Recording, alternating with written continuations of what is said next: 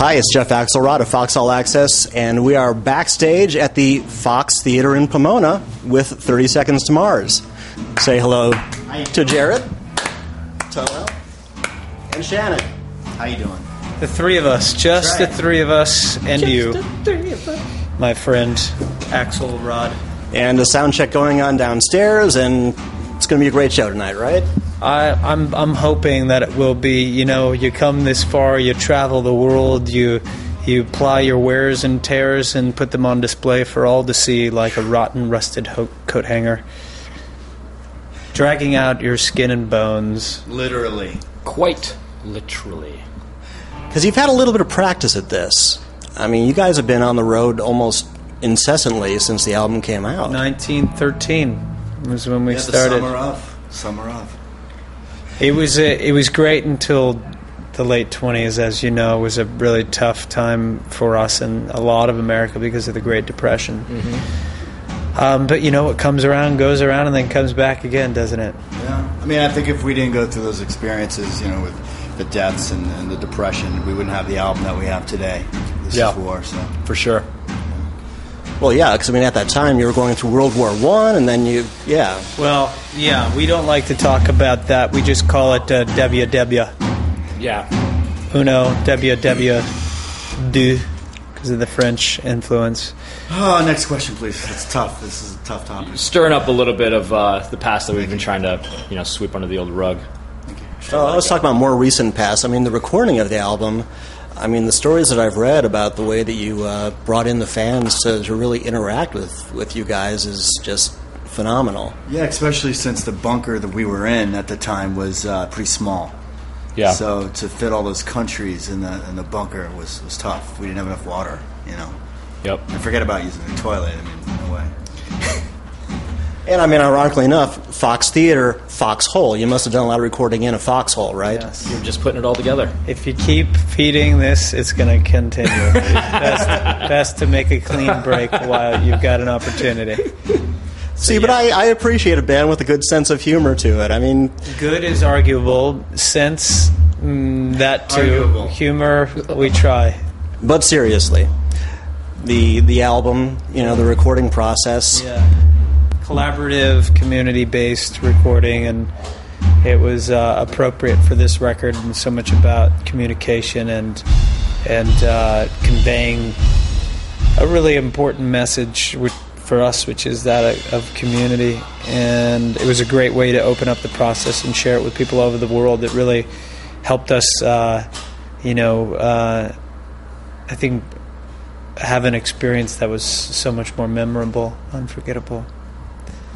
And there seems to be like a lot more positivity and just a overall, more. It's an uplifting record, I think. It's a bit dark around the edges, but it's a record that's got quite a spirit, an optimistic spirit, I think. Yeah, and I would say that a lot of the choruses just seem to soar. I mean, that's something that you didn't hear for a long time, and especially in rock music, just a lot of darkness. And I mean, it's really cool that you guys are kind of bringing that back, because it's kind of a lost art. Well, we listened to quite a bit of Journey as kids. No, we appreciate dynamism. Yeah, I was just trying to think of the word as well. Dynamism. I like that. That's the new title of our new record. Dynamism, featuring cameo by Prince. Take it one step further, and the next album will have, songs that you can sing on Glee. You never know. I haven't seen the show yet, but I got my eyes peeled. Well, I'm sure they'd love to have you as a guest star. It could be fun. You never know. I have never had a Glee club experience before, so it could be a blast, I'm sure. And I mean, at this point, it's music's the full-time job. Yeah, we're fortunate, all of us. Yep, I hung up the old chef's hat finally. Yeah, no more frying donuts for Tomo. Yep. We're all full-time pedaling the steel string. Yep. On a steel horse he rides. Yeah, truthfully. He's wanted. Mostly dead, not alive. Because I can imagine with hair like that, I mean, those nets must have been like hell to work with. He just bought that hair. Here we go. It looks real, doesn't it? It looks pretty real. I mean, like, the guys at the Bosley Institute, they're doing a great job these days. I'm just saying. So I was talking with a friend last night and mentioned I was going to be talking with you guys, and she said, you know, the really, really cool thing about those guys is the way that they interact with the fans on the internet. You know, because apparently you guys are without peer in terms of, you know, really kind of like reaching out and providing an interactive experience. We do enjoy the communicado out there with people, and I think we've made a pretty great push as far as being able to reach our family fans around the world in a really immediate way and engage people, and not just in an immediate way, but in a way that has some real meaning. Yeah, because I mean, you've also a band with a social conscience as well. So I mean, that obviously gives you a platform to say things that really are relevant to society.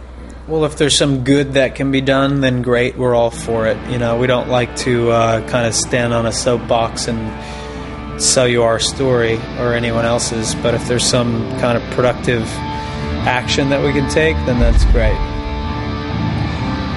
So now with This Is War having been out for almost 2 years now, I know you guys tend to do about 3-4 years between albums, so are you into the process of thinking about the next one, starting to write a little bit? I mean, we've definitely heard Jared singing parts of songs and little pieces, so the machine is, I suppose, started, but we haven't really dove into full work on new songs yet.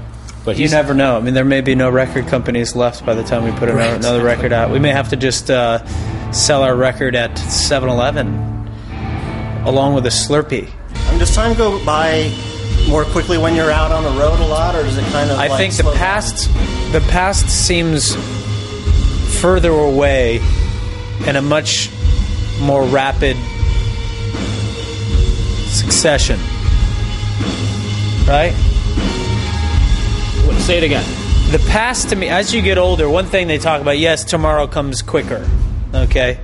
But also yesterday slips away much faster to me, you know, like South Africa or something seems like 10 years ago, or, you know, Rock 'em Ring was 3 years ago to me. It's like the rear view mirror view starts to get smaller, things disappear in the mirror a bit quicker.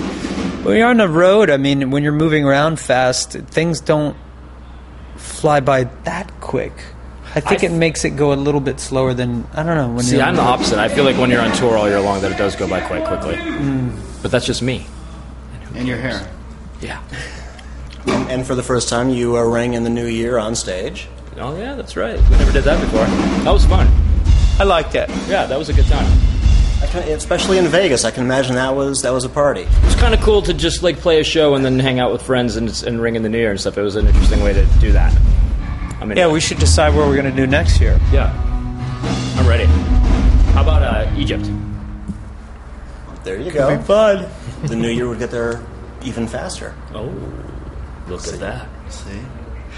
So the new year also brings a new single. That's right.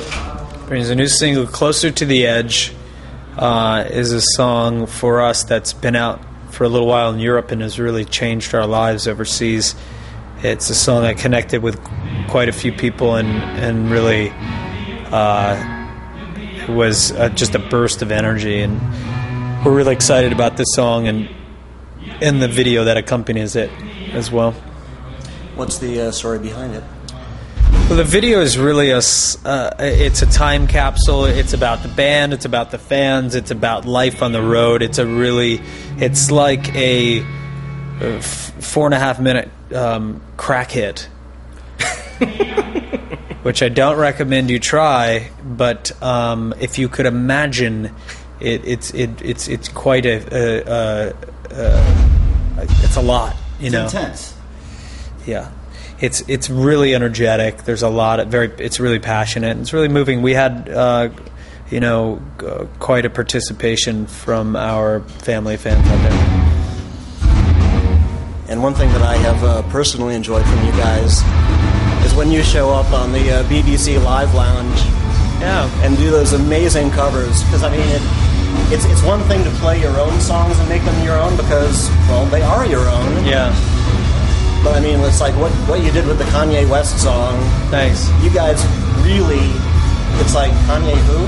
Yeah, we realized once we decided to cover that song, I remembered that I wasn't a rapper, so I had to basically rewrite this song to suit what we do.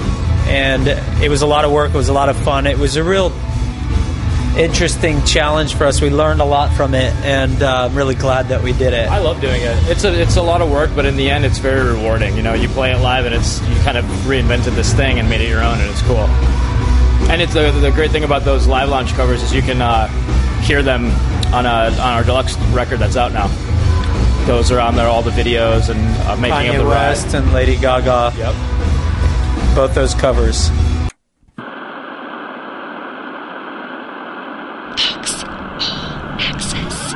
Fox All Access. We are 30 Seconds to Mars. Thanks for having us. We love you.